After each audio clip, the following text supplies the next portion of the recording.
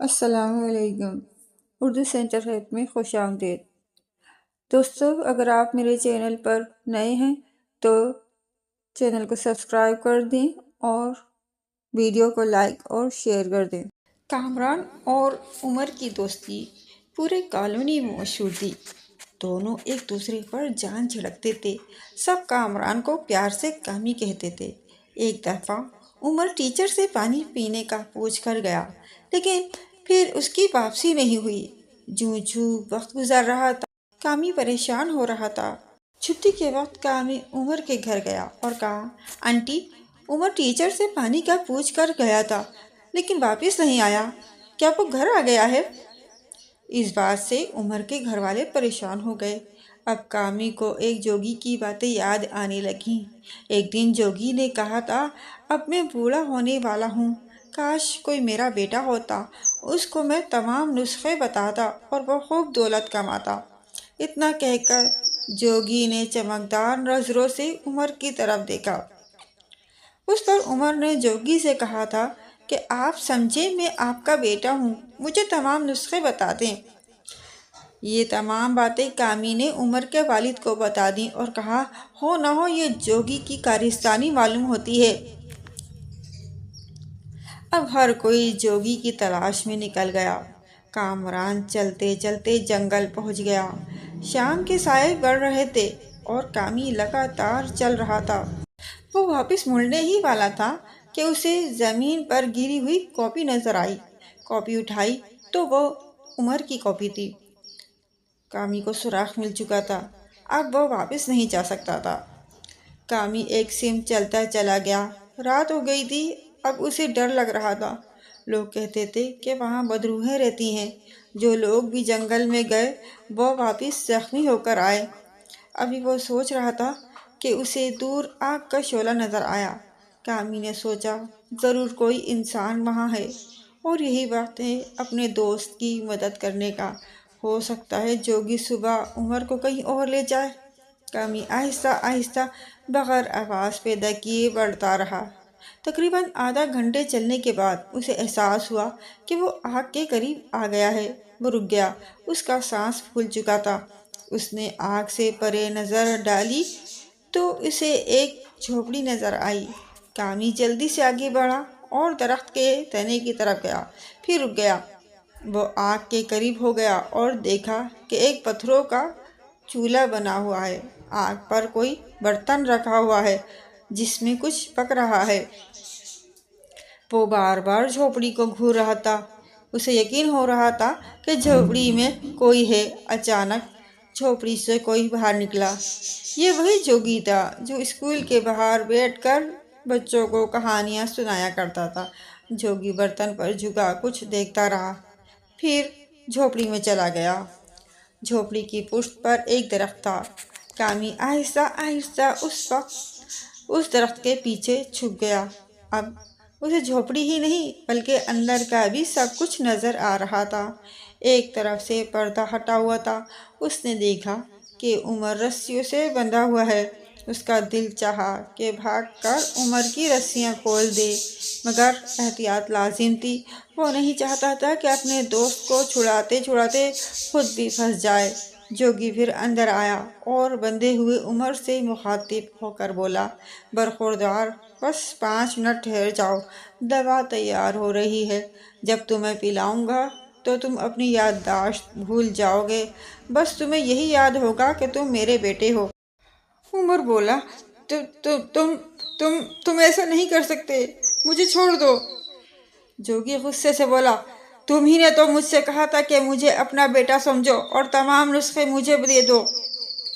عمر بولا، میں نے تو تمہیں انسانی ہمدردی کے لیے کہا تھا، لعنت بھیجتا ہوں میں ایسی دولت پر، تمہیں احساس ہی نہیں کہ میرے گھر والوں پر کیا بیت رہی ہوگی۔ جوگی بولا، مجھے دوسروں سے کیا لینا دینا،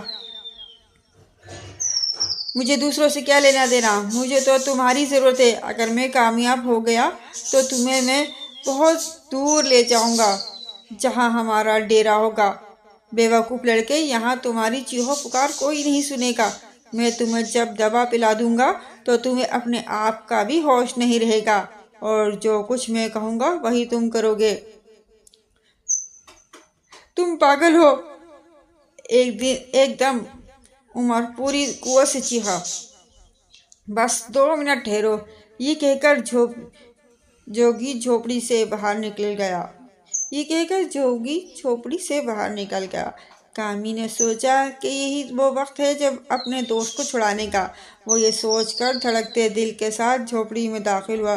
جب عمر نے کامی کو دیکھا تو کامی نے ہونٹوں پر انگلی رکھ دی اور سرگوشیانہ انداز میں بولا، شاید میں تمہیں جلدی کھول نہ سکوں، لیکن تم فکر نہ کرو، میں تمہیں دوائی پلانے نہیں دوں گا۔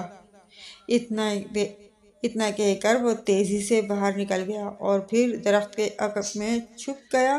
اس نے قریب پڑا ہوا ایک پتھر پکڑ لیا تاکہ برتن پر دے مارے، لیکن جوگی جھوپڑی میں واپس نہ آیا۔ کامی دبے پاؤں آہستہ آہستہ چولہے کی طرف بڑھا۔ جوگی سیاہ چیز کو برتن میں انڈیل رہا تھا۔ کامی پیٹ کے بل لیٹا رہا، اس کی نظریں جوگی پر مرکوز تھیں۔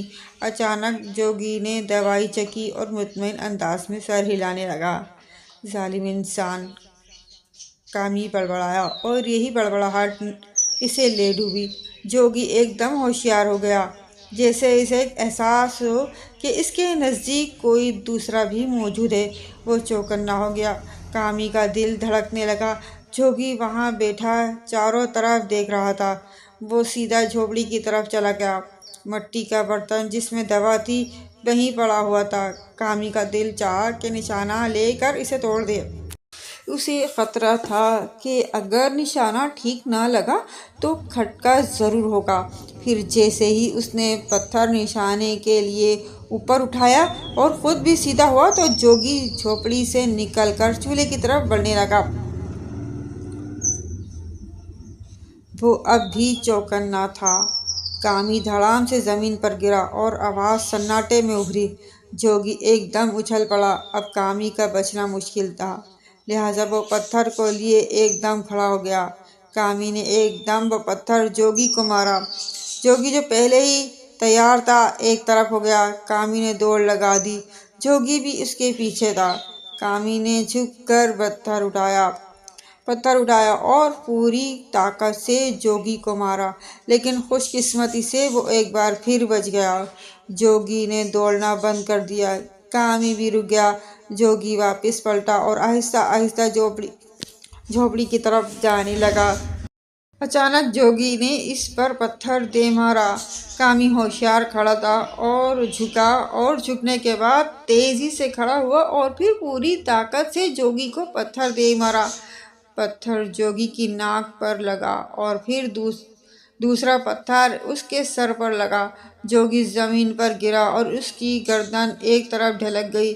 کامی نے عمر کو ساتھ لیا اور جاتے ہوئے اس نے سیاہ مادہ زمین پر گرا دیا۔ دونوں جنگل میں بھوکے پیاسے بھٹکتے رہے اور جنگل بھی خوفناک تھا۔ آخر صبح ہونے کے بعد وہ جنگل سے نکل چکے تھے۔